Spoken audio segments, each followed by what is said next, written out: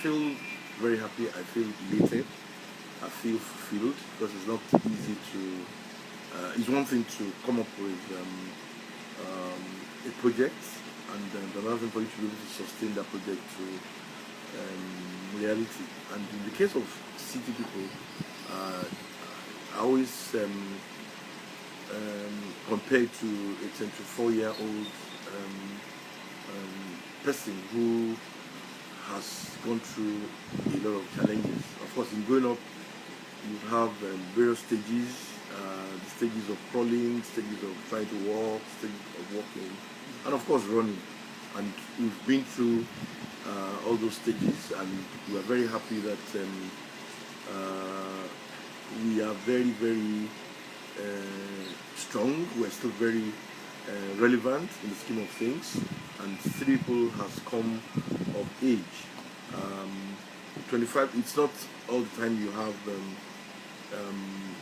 publications reach the age of 24, and so at a time like this, when things are really tough, when the economy is not in good shape, and we've just been through a COVID-19 pandemic and all of that, we're still very much around, and we're trying to expand to the social media space. We're trying to find our feet within that terrain, and I must say that we're on the right path if you look at it. So can you take us through the journey, and we can name some of those people who believed in this vision and who started studying people with you 24 years ago? How did it Well, start? 24 years ago, we gave life to city people. I must say that before we took off in November 1996, the idea really came when I was an undergraduate at the Obafemi Awolowo University. It was then called University of Ife. I came up with the idea at that time to come up with a magazine that would mirror the lifestyles of celebrities. I used to like the existing soft sales at that time, and I believed that the problem that most of the soft sales had at that time was believability, the fact that people didn't believe most of the stories that they used to write. And of course, there was a scandal at that time where one soft sales magazine manufactured a story.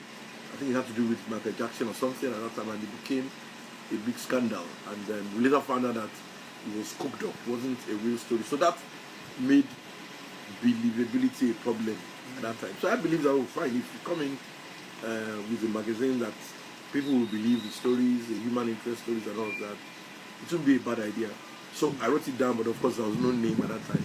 I just filed it away that someday I'll give life to this idea. And that was my part 3 in Ife. So, and luckily at that time I had a friend who used to read together, we used to go reading together and all of that. So he also encouraged me and said, oh, he thought there was a vacuum to be filled and all of that. And we discussed it another period, and I forgot about it and all of that until November 1996, when he reminded me again. He said, what happened? Same friend. I mean, we were still very close at that time. What we used to do then was every Sunday we used to go hanging out. I would go to his house, we would sit down, eat breakfast, have drinks, then discuss about Nigeria and all of that. So you found out that I knew a lot about what was going on in the corporate world. And he was always asking me, your job is not related to the corporate. How come you know a lot about what's going on in the bank and financial sector and all that? And I said, that simply means that your idea is something that you need to work on and implement and all that. So, of course, each time he raised it, I would tell him, don't trouble me, Joe. I don't have money to float. At least you know that if you want to set up a paper, you need a lot of money and all that and all that. So we used to believe that saying. Until one day he now asked me, he said, how much do you actually need to fly and all of that? And I said, do you know that I've actually never thought about it. I was even put pen to paper and all that. So you see now. So why you just, so he now said, okay, when we're meeting again next Sunday, why don't we sit down and we'll bring his laptop home, you can sit down, run through the figures and all of that, and look at how much we need and how much you need to start off and all that. he lectured me a bit on the financial side of the business I was going to do and all that. So of course, came Sunday, we sat down and we came up. Of course, he took he brought a sample. What do you call that thing then that we used to do when you want to start a business? A proposal, yes, a sample proposal. We looked at it and we. By the time we finished working on it, everything came to about 10 million. I said, you see now, where will I get 10 million from? At that time, at that time, I said, no, that was the modest thing. I said, you say, he said that you weigh that things don't work out that way. That 10 million is what you need, you believe you need. But I don't need that 10 million to start off the business. That all you need to start off the business is an office, maybe a salary for a month, and I mean, it just gave you an idea. And by the time we did all of that, it came to 2 million. Immediately I saw that 2 million, I was like, this thing is doable. How much you can actually raise? He said you don't need a delivery van, you don't need a computer, that you can actually go and start printing in a public business center. Business center, yes, that you can do a business center and all that. So he removed a lot of things that we needed to do at that point, and I could see that the thing would fly if we start that way, and that was how the idea came to me. And of course, first thing we did was get an apartment in near Femi Anikulapo Shrine. That's where we started from. Agidingbi. Yes, we got an apartment, a 3-bedroom apartment. We turned the sitting room into the newsroom. Then of course, other offices were shared by. And that was how we started off. Of course, as I was working on that, news went around that we were going to float a magazine, a software magazine that would be out another November period, and before I knew what was happening, people started coming to the office to meet me, say, they want to be part of the dream, they want to be part of the project and all that. And before I knew it, we had a team in place to take off. And fortunately and unfortunately again, all those who promised to support me in terms of funding, all of them said they wanted to wait for the budget. And of course, the budget was not going to be read until January of the coming year. And something just kept on telling me, November is the time to start. Don't miss that November and all of that.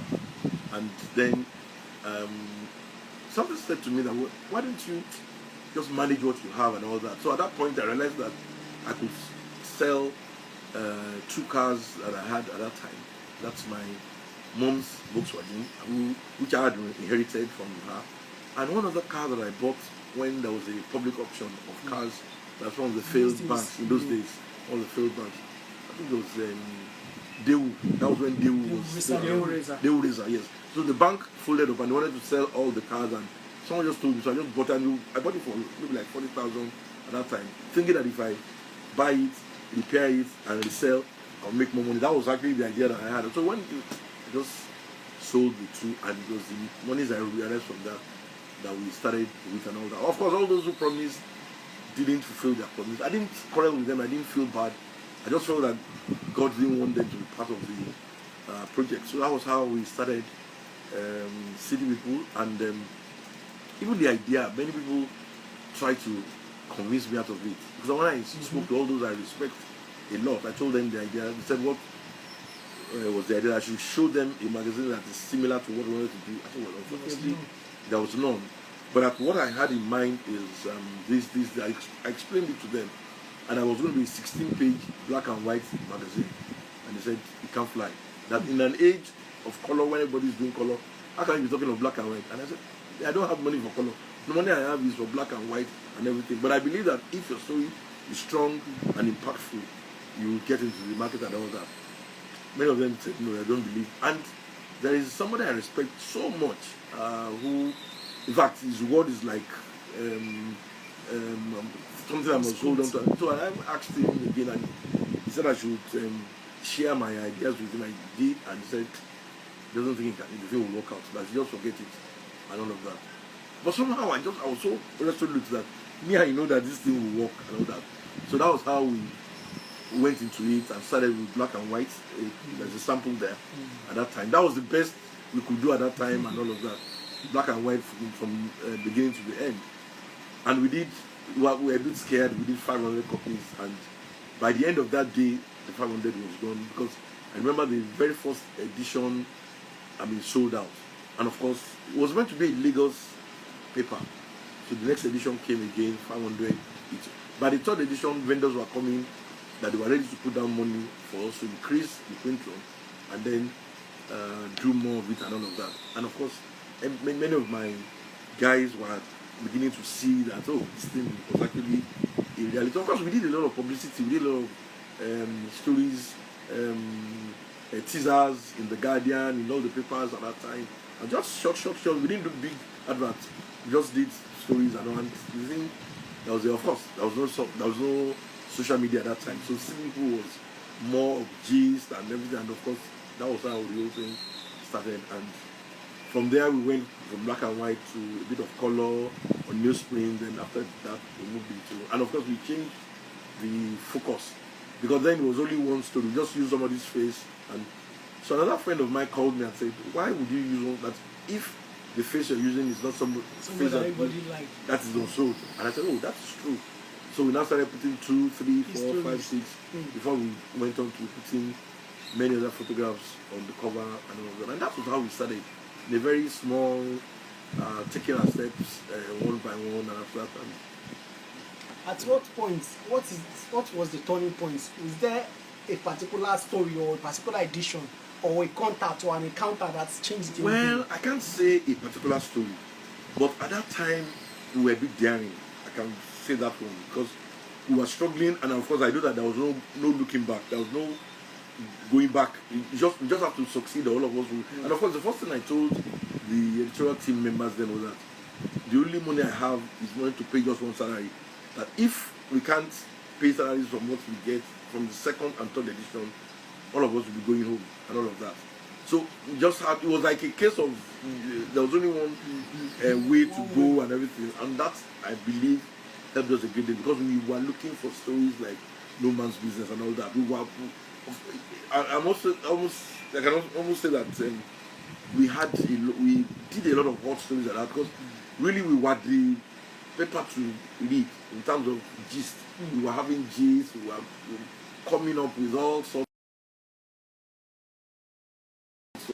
We had a series of stories that made us climb up, and of course, even the existing competitors at that time didn't believe in us. They felt they confident. And of course, another point that actually worked against me, which eventually became our strength, was the fact that even those I met on the beat felt it's coming from a serious background. That how can you come and do something and things and all of that, simply because of the fact that I had this history of temple struggles, anti-government stories and all that. But me, I've always believed that journalism is about people. It's about how they live, in the last few days we've been talking about SARS and everything. It's been about people, it's about people being shot, it's about the police, there's a human face to it. We can't be talking about stories in isolation. So I believe that what we should be doing should be to mirror the lifestyles of celebrities, what they're doing, what they're wearing, what they eat, with the music they eat, and what they wear, and everything about. So that was the whole concept. I don't know that. So when we went in there, they just felt let's go to sleep. These guys can't. And of course, it was like leaving their flanks open. And of course, we moved in, and that was how. But the good thing about it is that about a year after we started, some of those I begged to invest in the business. When they saw what we came up with, some of them came back to apologize to me. They said, "Do you know what? We're very sorry. We didn't believe in you at that time. That was why we didn't put money into the business. We felt there was no future in that kind of business and all that. And I accepted the apology, and some of them who could help because the biggest problem we had then was newsprint. How to get money to constantly buy newsprint week in, week out. So some of the monies they donated to us, we spent on buying newsprint, and it took a while before we got even. I have these two questions. One is a follow-up to this. You mentioned something about it now. There was this impression that the Seye Kehinde we knew had to bow out of serious journalism because of the pressure on him. That it was because you were scared of the situation around serious journalism. That was why you decided to go soft. Okay. How true is that? Well, it can't even be true because at the time I left, the struggle was over and all of that. And like I said to you at the beginning, the story of City Wood started when I was an undergraduate. It wasn't something I started when I've always believed that because one of the things I used to like in those days when I was a student was to read up on biographies and autobiography. Before I left school, I'd read up on the biographies of Awo, Z, things written on them, politics. I studied history, political science. So history is something I like so much, and the politics part of it I also enjoyed. And also I'd read. I'm one of those who they used to send out of the library when they want to close, because we will read up on all the assignments given. Even the ones they didn't have us to read, we will read, because Ife is far away. I mean, there's nothing for me to do that. So I really read a lot of books while I was there. So I got in love with stories of people, the good, the bad, the ugly, and all of that. So by the time the whole challenge came, I was part of the founding team of the news.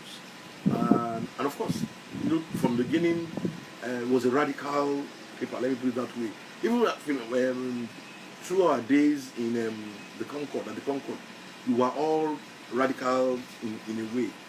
Because all the articles we used to write used to be anti-government articles and all of that. And of course, by the time city people started, IBB was in power, we took him on, he said we apologize. But based on what we wrote, Concord was closed down and we were declared wanted and all of that. And of course, at that point we didn't let go. We still went ahead. We set up the news magazine. Shortly after we set up the news magazine, they packed the thing up and they declared us wanted again. We went ahead, we set up Temple. And the good thing about Temple looked like City Wood. The good thing about Temple is that you could print the edition of Temple in less than 2 hours. So all we needed was a press that could print just 16 pages and all of that. And so we're moving from press to press. At that point, the government gave up. They felt they couldn't. They tried to arrest us. They couldn't get us arrested.